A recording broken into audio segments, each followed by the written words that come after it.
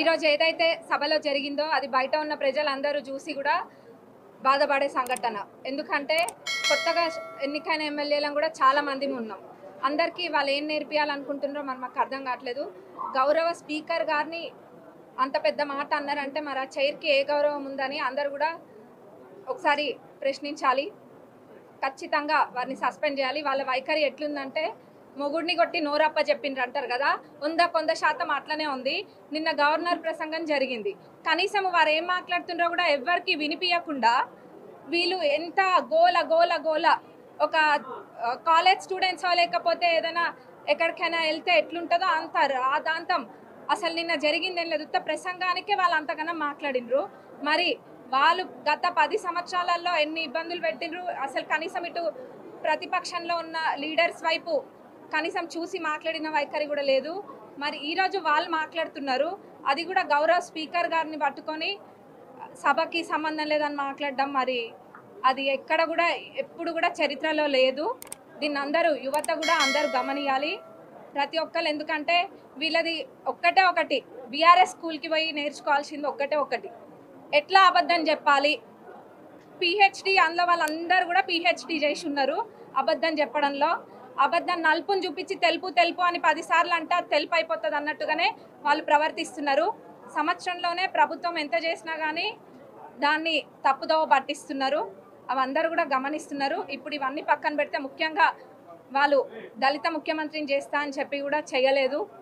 అది చేయకపోతే ఇది చేస్తామని ఏదేదో మాట్లాడినరు. మరి కనీసము దళితులు ఒక స్పీకర్గా ఉంటే కూడా జీర్ణించుకోలేకపోతుండ్రు. మరి వీళ్ళు ఎవరికేం నేర్పాలనుకుంటున్నారో అందరూ కూడా ప్రశ్నిస్తారు. ఖచ్చితంగా వీళ్ళ సస్పెండ్ చేయాలని అందరం కూడా కోరుకుంటున్నారు. ఈరోజు ఏదైతే సభలో జరిగిందో అది బయట ఉన్న ప్రజలందరూ చూసి కూడా బాధపడే సంఘటన. ఎందుకంటే కొత్తగా ఎన్నికైన ఎమ్మెల్యేలను కూడా చాలా మంది ఉన్నాం. అందరికీ వాళ్ళు ఏం నేర్పియాలనుకుంటున్నారో మరి మాకు అర్థం కావట్లేదు. గౌరవ స్పీకర్ గారిని అంత పెద్ద మాట అన్నారంటే మరి ఆ చైర్కి ఏ గౌరవం ఉందని అందరూ కూడా ఒకసారి ప్రశ్నించాలి. ఖచ్చితంగా వారిని సస్పెండ్ చేయాలి. వాళ్ళ వైఖరి ఎట్లుందంటే మొగుడిని కొట్టి నోరప్ప చెప్పిండ్రు అంటారు కదా, 100% అట్లనే ఉంది. నిన్న గవర్నర్ ప్రసంగం జరిగింది. కనీసం వారు ఏం మాట్లాడుతుండ్రో కూడా ఎవ్వరికి వినిపించకుండా వీళ్ళు ఎంత గోల గోల గోల ఒక కాలేజ్ స్టూడెంట్స్ లేకపోతే ఏదైనా ఎక్కడికైనా వెళ్తే ఎట్లుంటుందో అంత రాదాంతం అసలు నిన్న జరిగింది ఏం లేదు. ప్రసంగానికే వాళ్ళు అంతకన్నా మాట్లాడినరు. మరి వాళ్ళు గత 10 సంవత్సరాలలో ఎన్ని ఇబ్బందులు పెట్టినరు. అసలు కనీసం ఇటు ప్రతిపక్షంలో ఉన్న లీడర్స్ వైపు కనీసం చూసి మాట్లాడిన వైఖరి కూడా లేదు. మరి ఈరోజు వాళ్ళు మాట్లాడుతున్నారు.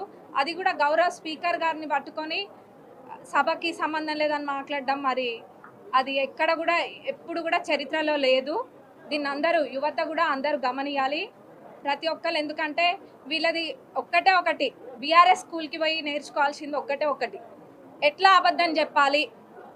పిహెచ్డి అందులో వాళ్ళందరూ కూడా పిహెచ్డి చేసి ఉన్నారు అబద్ధం చెప్పడంలో. అబద్ధం నలుపుని చూపించి తెలుపు తెలుపు అని 10 సార్లు అంటే తెలుపు అయిపోతుంది అన్నట్టుగానే వాళ్ళు ప్రవర్తిస్తున్నారు. సంవత్సరంలోనే ప్రభుత్వం ఎంత చేసినా కానీ దాన్ని తప్పుదోవ పట్టిస్తున్నారు. అవందరూ కూడా గమనిస్తున్నారు. ఇప్పుడు ఇవన్నీ పక్కన పెడితే ముఖ్యంగా వాళ్ళు దళిత ముఖ్యమంత్రిని చేస్తా అని చెప్పి కూడా చేయలేదు. అది చేయకపోతే ఇది చేస్తామని ఏదేదో మాట్లాడినరు. మరి కనీసము దళితులు ఒక స్పీకర్గా ఉంటే కూడా జీర్ణించుకోలేకపోతుండ్రు. మరి వీళ్ళు ఎవరికేం నేర్పాలనుకుంటున్నారో అందరూ కూడా ప్రశ్నిస్తారు. ఖచ్చితంగా వీళ్ళ సస్పెండ్ చేయాలని అందరం కూడా కోరుకుంటున్నారు.